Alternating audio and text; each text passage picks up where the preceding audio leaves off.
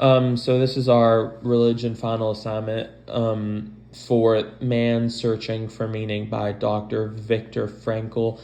Your Search for a Meaningful Life. It's about the book and the questions at the bottom that we have to answer. So question 1, summarize and discuss his experiences in the concentration camps. He faced awful challenges during the Holocaust. He witnessed awful conditions of individuals, seeing those who managed to find a sense of purpose or meaning in their lives were more successful during the challenges, despite ending cruelty and constant threats. Frankl drew strength from his determination to reunite with his wife and contribute to the world as a psychiatrist once the war was over. One of the key things was his experience of the power of personal choice.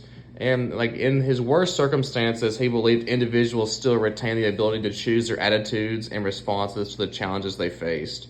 He emphasized his personal agency and became a central theme for his later reflections and his approach through life. He also noted that his psychological consequences of losing hope and purpose. Individuals who felt a sense of emptiness were moved to a physical and mental decline, and he found meaning in helping them to get through their hard times. Lessons he got from his time in the concentration camps. He learned the philosophy of logotherapy. His approach aimed to help people find their purpose and meaning in life. His challenging circumstances led to the book he made. It talks about his personal experiences throughout the whole concentration camps. His argument of mankind must change its approach to achieving its meaning in life, meaning what life expects of the human beings, not what human being expects from life. And that's number 1, I'm pretty sure. Yeah, that's number 1. So number 2, this question basically asks about his idea of logotherapy and how it can shape life and his life. So the idea of logotherapy, as Connor said, is very important. It's mostly what this book talks about. It is basically the approach of how you can identify and pursue your meaning of life, and everybody has their own way of logotherapy. So some of the motivations that he had for logotherapy and to fight his way during his difficult times. So the first one was searching for meaning. So he believed that just like we have basic needs in our life, everybody has an important and personal need of finding meaning and purpose in their life, and it's just a part of being human.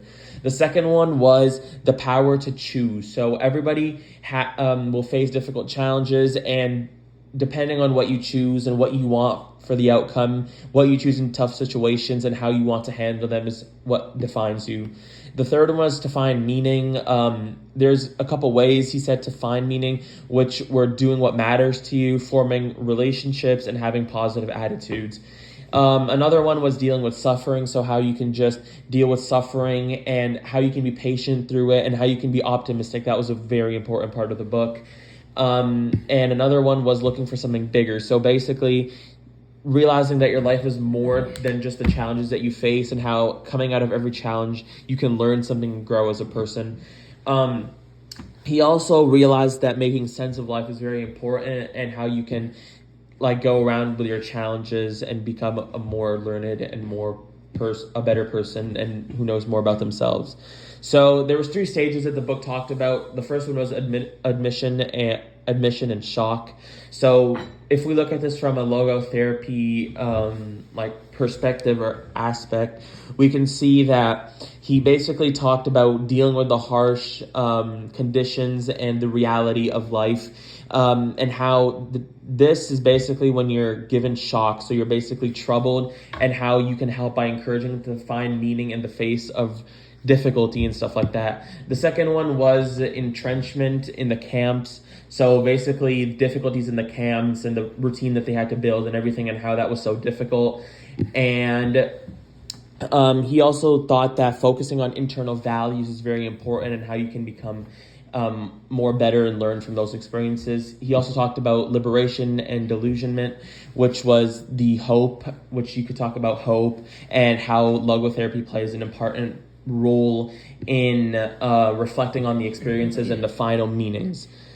He also talked about logotherapy can be used to relieve the psychosis. So this was a question that asked on our opinion. So do we think that it can affect phobias and other psychoses? So I agree with this. I think that just being positive and just finding the meaning in your life can really allow you to grow as a person, which also includes beating phobias that you have if you're scared of like spiders or heights or whatever, and empowering yourself and looking at it from like a realistic approach. That's number 2.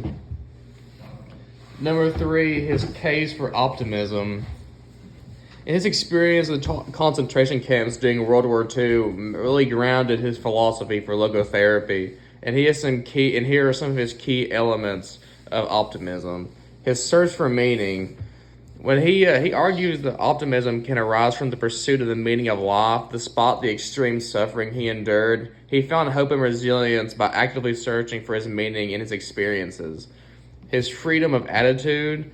He emphasizes his freedom from individuals to have chose their attitudes in any circumstances. By exercising this freedom, he avoided succumbing to the despair and maintained a positive outlook, and even in the face of adversity. His inner freedom. He maintained inner freedom while asserting that even in the most dire circumstances, individuals can choose how they respond to everything bad that happens to them, and the inner strength is a source of optimism.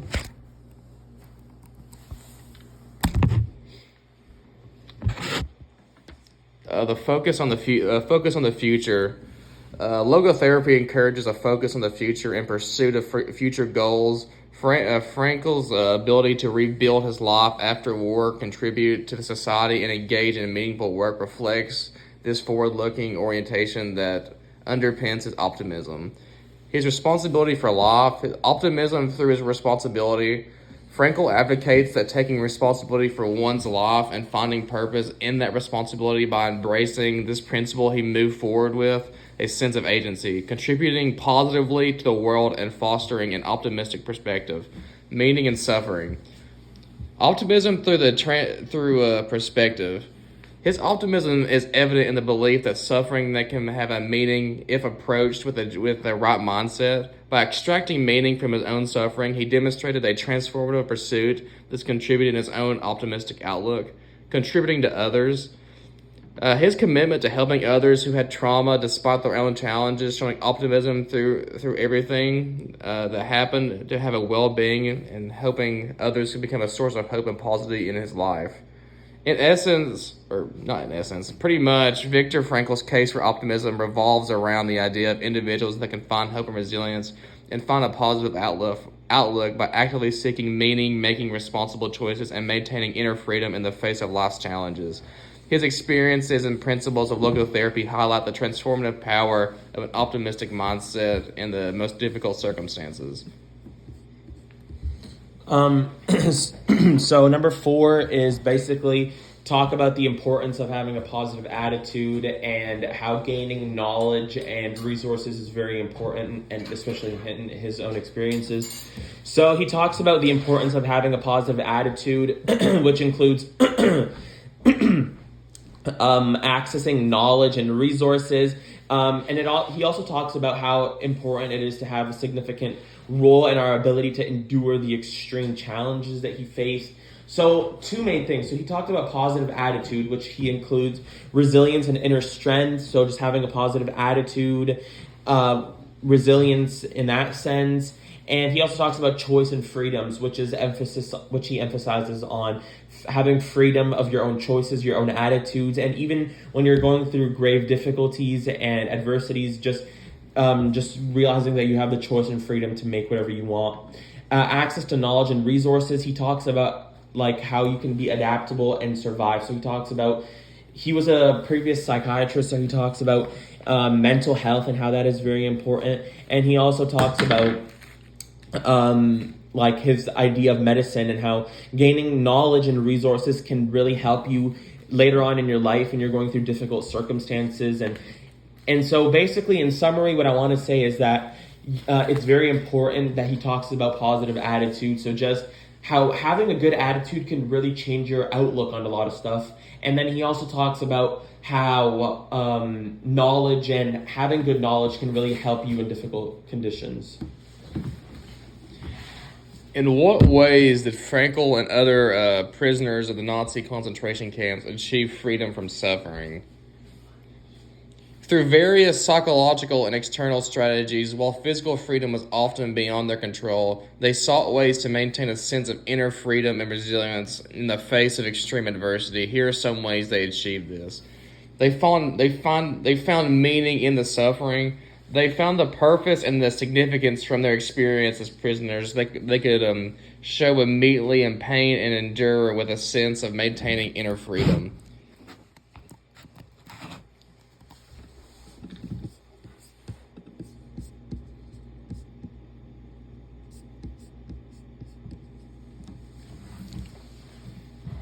Companionship and solidarity. In the face of suffering, prisoners often found solace and support in their relationships with fellow inmates.